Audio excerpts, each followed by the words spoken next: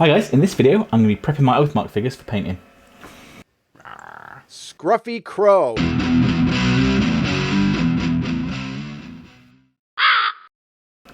So this was actually filmed as part of my last video, but that was getting a bit long, so I've cut it into its own video. We're going to be taking these Oathmark soldiers from this stage, where you can see the gap between the base and the integral base, to something a bit more like this, where we've got that gap smoothed out and the whole base textured. First thing we're going to need is some filler. This is Wilco Brown Wood Filler. I use this for a lot of things. If you've seen a few of my videos, you've probably seen me use this before for a similar application. I've squeezed some out onto this Pringles lid, and we've got a toothpick. And I'm very quickly just going to go around the edge of the base, and I'm just trying to hit that bit, the gap between the green base and the grey of the built-in one. So that's kind of what we're aiming for. It doesn't have to be pretty at the moment, because we're going to have a couple of opportunities to smooth that out when it's had a chance to dry a little bit. But I'm just going to go around, and I'm just going to do that on all of these models, nice and quick. I might use a little bit of water to thin this down, just a tiny amount, but if you thin it down too much, it does have shrinkage, and then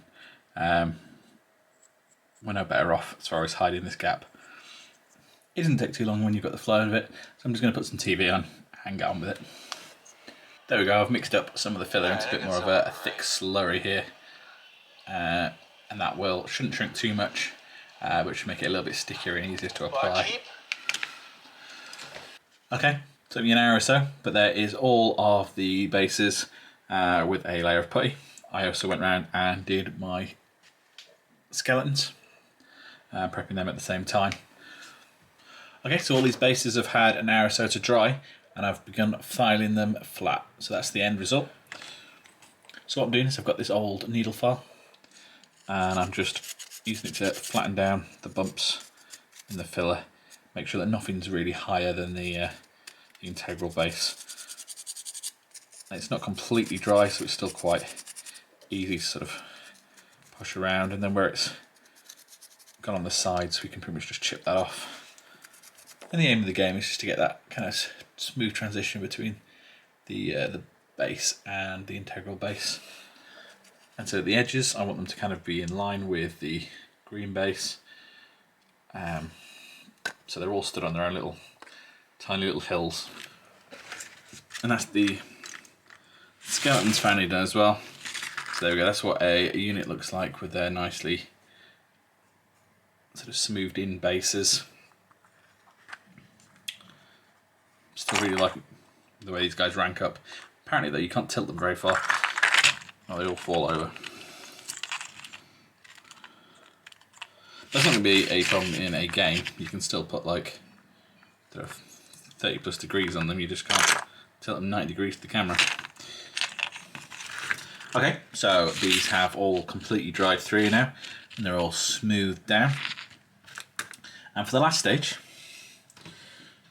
we're going to use my old favourite combination of some PVA and bird sand.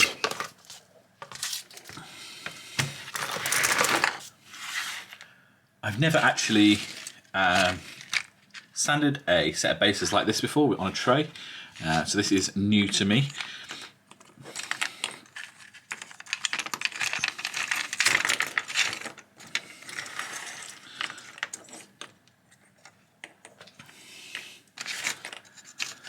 What I have done is I've gone over the top of this tray with a little bit of sandpaper, quite rough, just to make sure that the glue's got something to sort of key onto.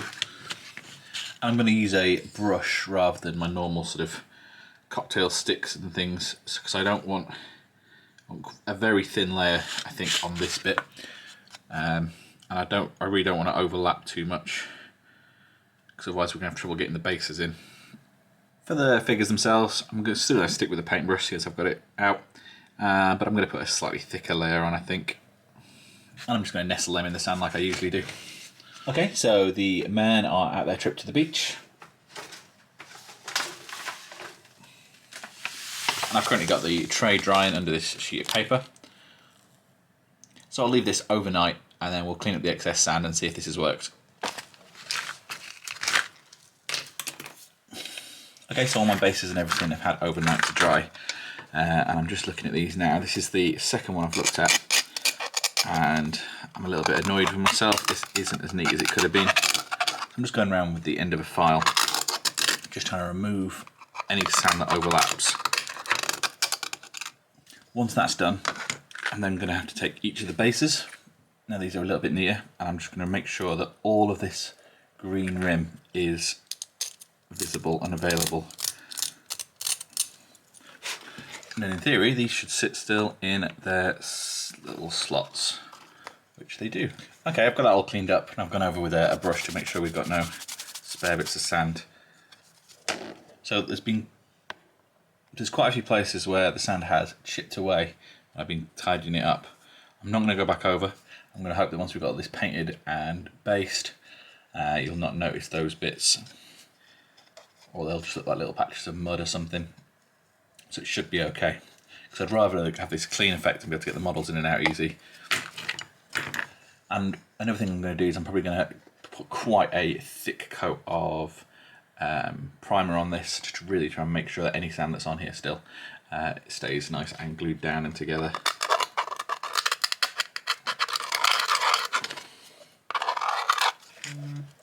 For the next one of these I might try a slightly different tack. I might even try a bit of super glue and an even thinner layer of sand, but we'll try that when it comes to it.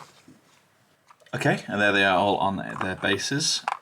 There's a little bit of loose sand here and there that I definitely need to try and clear out again until they sit that bit more snug. But I'm pretty happy with where that's come out. I have noticed though that there are a few gaps on the arms, like this one, from sort of overambitious posing, I think. You could definitely put these models together without any gaps. This is the worst one. But I think some of the poses I've tried to achieve, yeah, I've caused some of this. And I've probably not been as careful as I could be. So I'm going to go around with a bit of green stuff. And I'm just going to fill these in. There we go, just two little blobs in the corners and then smoothed out, something like that. And once that's painted, I don't think you'll even notice that. I'm just using a normal little spoon-shaped sculpting tool just to flatten that all down. So I'll just go around and check the rest of them. There's a bit of gap on this guy, but it won't take me long just to put a few little dabs of green stuff in there. And with all the obvious gaps filled, that is my first unit ready for some paint. Apart from the Bannerman, which I've got a little bit of work to do on, and I'll probably do a video on that. I've got a bit of something special planned. But yeah, these guys have turned out very nicely. And that's all for this video. Please let me know what you thought down in the comments. Maybe subscribe for more. And as ever, thanks for watching. Bye.